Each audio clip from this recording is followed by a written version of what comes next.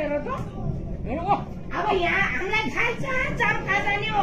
हामी बाहिर बस्छौँ बाहिर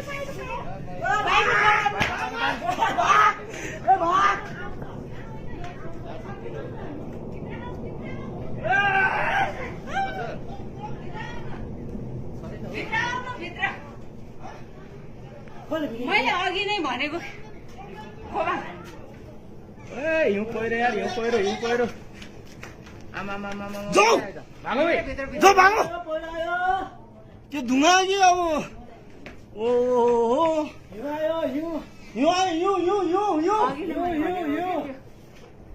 यो आयो हामी चाहिँ लुक्न होइन यहाँ आउँदैन ओहो तर यहाँ धुलो आउँछ कि धुलो आउँछ धुलो यो सामे गयो नि हामी अहिले जान मिल्दैन ए भाइ अब भित्र तल उडाउँछ नि फेरि अहिले